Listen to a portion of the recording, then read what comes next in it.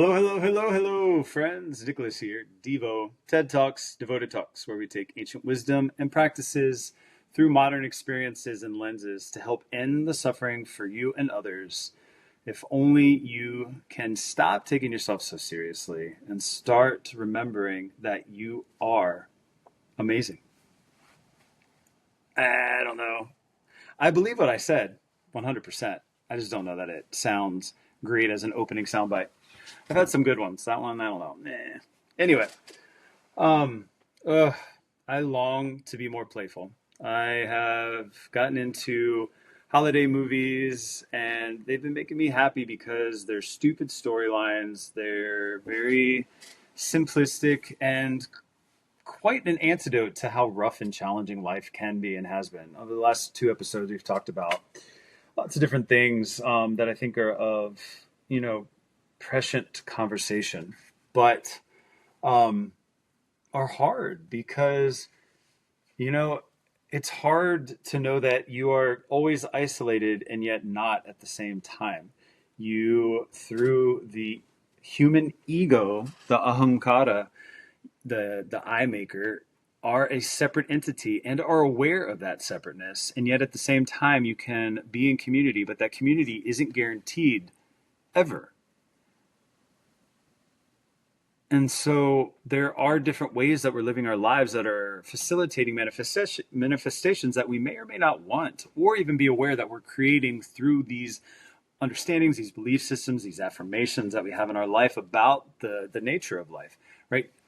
The nature of humanity is seeking community, yet in many ways we tribally approach it because that's more pragmatic for resources and for apparent or the appearances of safety. All right, well, they're like me, so they understand me, which couldn't be further from the truth. Because I'll tell you one thing, there's a lot of people going around these days that are saying they are one thing when it's very clearly and very obvious not the truth. And even in the face of those particular truths, people are finding explanations because they don't want it to be true. They don't want to believe it. And so they find ways around it. And I'm just blown away in these instances. And I am left going, the what? What? I don't understand. How is this even possible? And it's possible because that's where we're at in the evolution of man and the evolution of the universe and the cycle that we're in. I was talking about it yesterday with a client, Kali Yuga. We are in the age of lies and deceit and the shroud of secrecy and the shroud of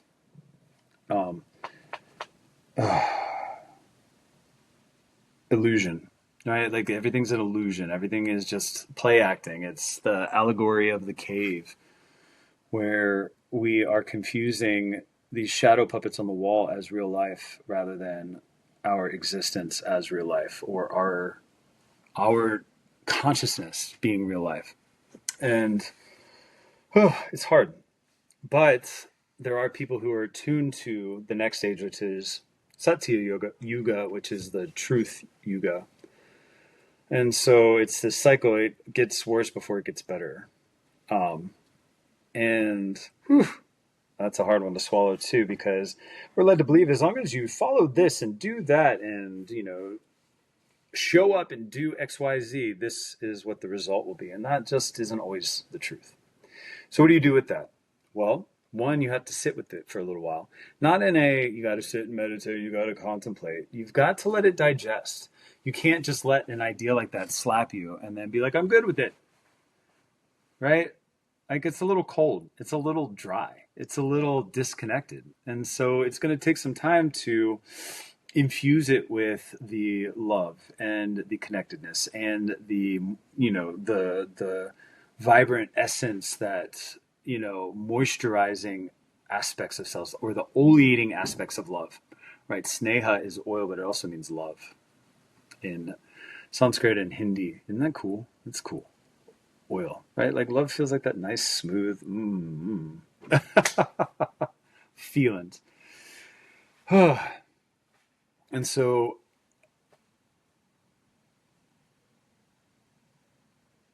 as we move and navigate these times that are less than fortifying, how do we keep ourselves tethered to the truth so that we don't fly off into the illusions and the disillusionment and other things that kill us rather than give us more life, that invitalize us?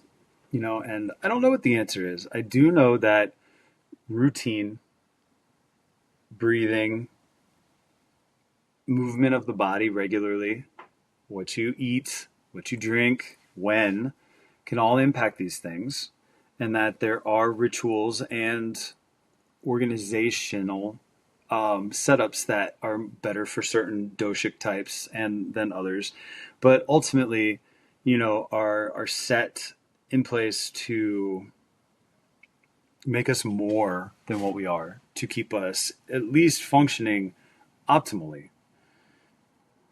Ayurveda also can prescribe based on, you have gone this far to the left. Well, you need to do A, B, C, D to get back to where you would have been had you not veered to the right or to the left or to wherever you're veered. But it also gives you practices after you get back there, how to maintain it and how to restore that vital essence of who we are.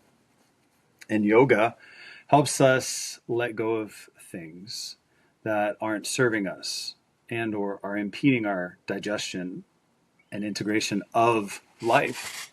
And so back to what I was saying, like, you sometimes have to just sit there with things and you have to let it percolate. You have to let it go through the layers of self, because we have protective layers going out, we have protective layers going in. We have understandings of ourselves that either harden us or keep us supple and loose and able to absorb things. But sometimes you just have to sit and digest, and you have to sit and digest the painful, the hard to look at, the eye-rolly type things that come with the Kali Yuga. And just know that you are aware that it is cyclical and that you can hold to truth, whether it's around you or not, and stay tethered and grounded with the things that are truthful and not be persuaded by others to join them on their delusion or disillusionment, right? Cancer and disease and addiction, they all tell each other lies to preserve itself, right? Like the addiction lies to keep people there because like attracts like. Cancer lies to the body to say, no, we're normal, just leave us alone, we're fine, we're a part of you, it's no big deal, don't come after us. And it's the same thing with these ideas out there, cancer and illusions of what the truth is, illusions of what life should be or could be.